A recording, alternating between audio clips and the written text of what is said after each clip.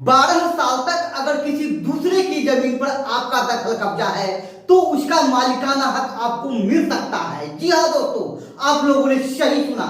अगर दूसरे की जमीन पर 12 साल तक अगर आपने दखल कब्जा कर रखा है तो फिर वह उस जमीन का मालिकाना हक आपको मिल सकता है।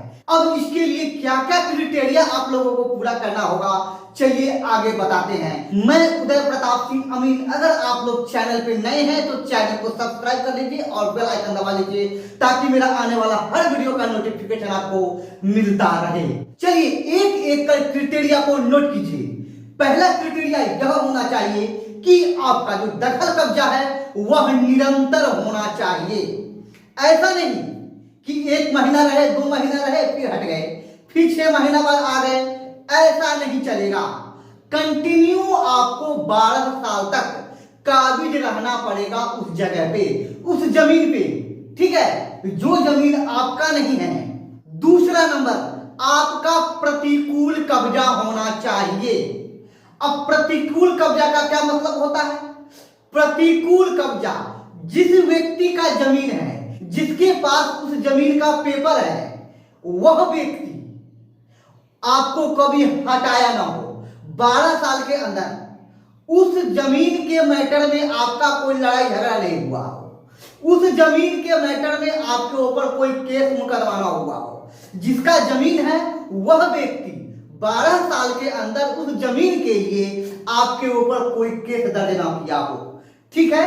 अब तीसरा नंबर, आप उस जमीन पे किराएदार की हैसियत से नहीं रह रहे हैं। अगर आप उस जमीन पे किराएदार के हैसियत से रह रहे हैं, उस व्यक्ति को जिसका जमीन है उसको आप कर दे रहे हैं, किराया दे रहे हैं, ऐसी स्थिति में आप उस जमीन का मालिक नहीं बन सकते हैं, ठीक है, क्योंकि आप उसकी मर्जी से रह रहे हैं। जमीन मालिक को यह पता है कि हमें किराया मिल रहा है, इसलिए आप पे कोई केस मुकदमा नहीं किया है।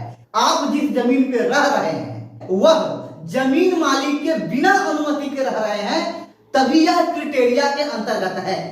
अगला, आपको उस जमीन पर रहने का 12 साल से आप वहां पर रह रहे हैं, इस चीज का फुल एविडेंस चाहिए, ठीक है। आप जहां रह रहे हैं, जिस जमीन पे आपका दखल कब्जा है जो कि आपका नहीं है, ठीक है, 12 साल से आप काबिज हैं उस जमीन पर, इस चीज का एविडेंस चाहिए। और अगला चीज, वह जो जमीन है वह प्राइवेट लैंड होना चाहिए, ठीक है, वह जमीन प्राइवेट जमीन होनी चाहिए, न कि सरकारी जमीन। सरकारी जमीन पर यह नियम तब लगता है जब आप 30 साल से अधिक समय तक आप उस जमीन पर कब्जा किए हुए हैं। लेकिन प्राइवेट जमीन जो है उस पे 12 साल तक अगर आपने कब्जा किया है, और जितना मैंने आप लोगों को बताया ये सब क्राइटेरिया अगर आप पूरा कर लेते हैं, उसके बाद एडवर्स पोजीशन का मुकदमा, जिसका जमीन है, जिस व्यक्ति के नाम पर वह जमीन है, उसके ऊपर कि मैं 12 साल से यहां पे रह रहा हूं, मुझे इसका मालिकाना हक चाहिए। ये बात मैं नहीं कह रहा हूं, ये चीज कानून में है, ये कानून कह रहा है।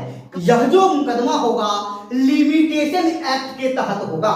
ये जो आपका एडवर्स पोजीशन का मुकदमा होगा वह लिमिटेशन एक्ट के तहत होगा। अब ऐसी कौन कौन सी स्थिति है जिसमें आप इस पे मुकदमा नहीं कर सकते हैं? पहला नंबर, अगर 12 साल के अंदर जमीन मालिक आपके ऊपर मुकदमा कर देता है, ठीक है, तब आप इस कानून का उपयोग नहीं कर सकते हैं। आप एडवर्स पोजीशन का मुकदमा नहीं कर सकते हैं। अगर आप कंटिन्यू उस जमीन पे नहीं रह रहे हैं फिर भी आप एडवर्स पोजीशन का दावा नहीं कर सकते हैं। अगर आप उस जमीन पे किराएदार की हैसियत से रह रहे हैं फिर भी उस जमीन पे आप एडवर्स पोजीशन का दावा नहीं कर सकते हैं। अगर वह सरकारी जमीन है, अगर आपने 12 साल तक उसको कब्जा किया है फिर भी आप एडवर्स पोजीशन का दावा नहीं कर सकते हैं। या फिर अगर वह जमीन कृषि योग्य जमीन है, ठीक है, और आपने मेड़ तोड़कर 2, 4, 10 फीट अगर उस जमीन में घुसकर खेती कर रहे हैं फिर भी आप एडवर्स पोजीशन का मुकदमा नहीं कर सकते हैं, ठीक है। अगर आपने सरकारी जमीन पे कब्जा किया है तो फिर 30 साल से अधिक टाइम तक आपको दखल कब्जा दिखाना होगा। लेकिन सुप्रीम कोर्ट ने साफ साफ यह कह दिया है, आप चाहे जितना दिन भी सरकारी जमीन पे आप चाहे कितने दिन से भी कब्जा किए हुए हैं, मालिकाना हक आपको नहीं मिलेगा। कई बार कर चुका है।